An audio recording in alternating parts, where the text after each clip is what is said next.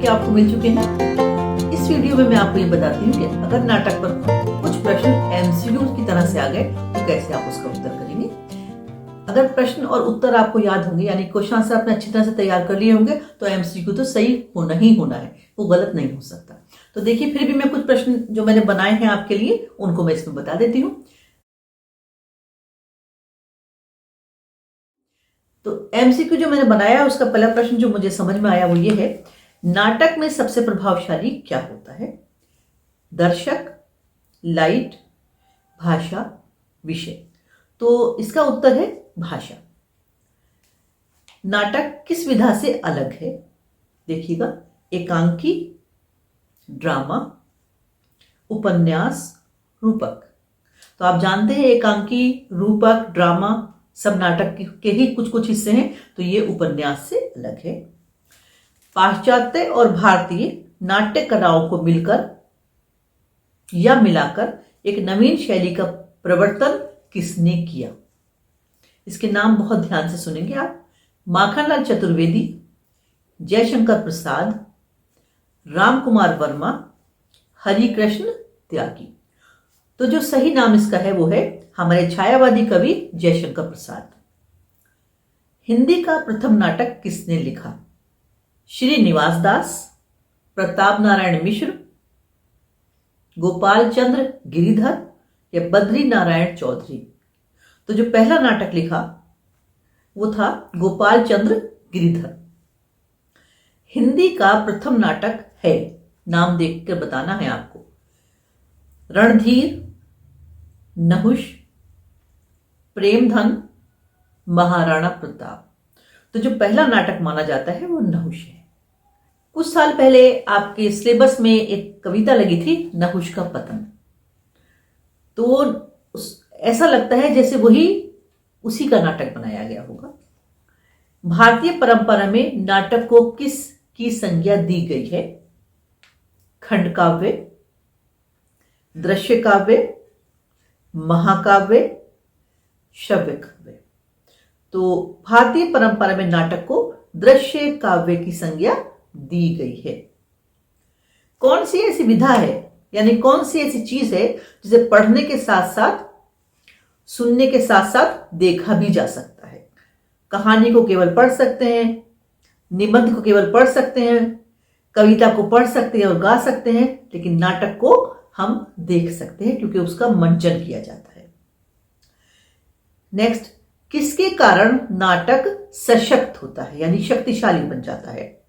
कथ्य, पात्र, संवाद, मंचीयता। मंचीयता यानी कि मंच पर उसको खेलना। तो संवाद अगर चुटीले और सारगर्भित होते हैं तो नाटक सशक्त होता है, यानी कि सही उत्तर इसका बनेगा संवाद। नाटक के लेखन में किसकी महत्ता है? छंद, शब्द, मंच, समय। पहला प्रश्न इसके पहले वाला था कि संवाद के कारण नाटक सशक्त होता है और संवाद शब्दों के माध्यम से लिखे जाते हैं, तो नाटक लेखन में शब्दों की महत्ता है।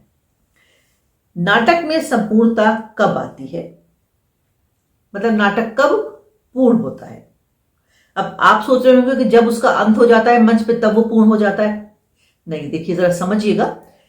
जब हम उसको किताब से उठाकर पढ़ते हैं, जब हम उसको मंच पर देखते हैं, या जब हम उसको खेल लेते हैं, यानी कि हम उसको मंचन कर लेते हैं, हम उसके पात्र बन जाते हैं, तो नाटक में संपूर्णता सभी चीजों की बात आती है।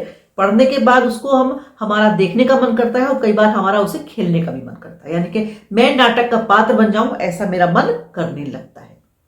नाटक का सबसे प्रभावशाली तत्व कौन सा है? चरित्र, रंगमंचीयता, प्रकाश योजना, कथ्य। तो जो सबसे प्रभावशाली तत्व यहां पर बनता है वो है रंगमंचीयता, क्योंकि कोई भी नाटक मंच पर खेलने के बाद ही सफलता को प्राप्त होता है, यानी कि वो कितना सफल है, कितने लोगों ने उसे देखा, कितने लोगों ने सराहा, क्योंकि पढ़ने से देखने वालों की संख्या अधिक हो सकती है। तो बच्चों, ये मेरी एक कोशिश थी आपके लिए कि नाटक जो हमारा नया टॉपिक जुड़ा है उसको मैं आपको समझा सकूं।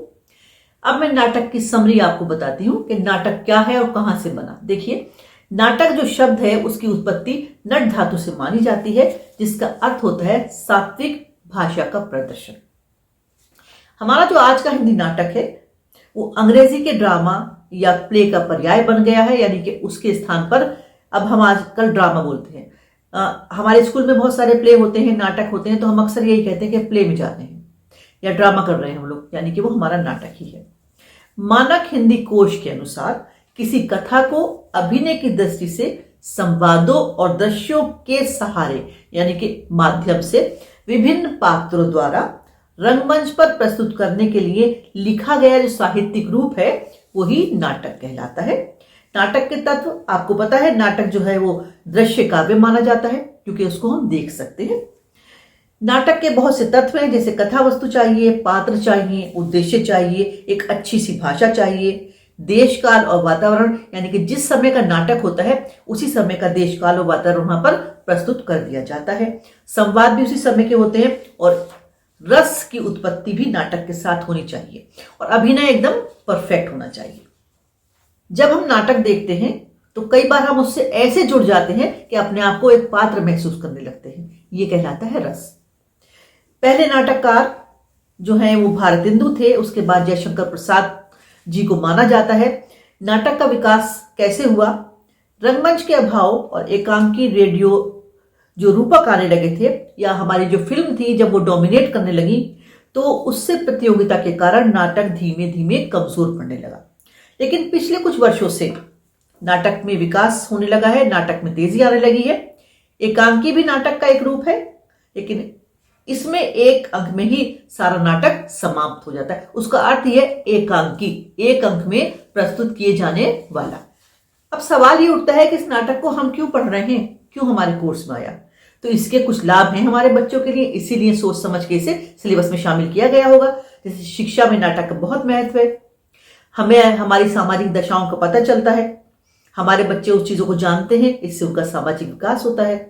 ग्रुप में काम करना आता है, वो क्रिएटिव होते हैं। कई बार मैं अपने बच्चों से नाटक कराती हूं तो वो मेरे साथ साथ नई नई चीजें मुझे बताने लगते हैं, यानी क्रिएटिव हो जाते हैं।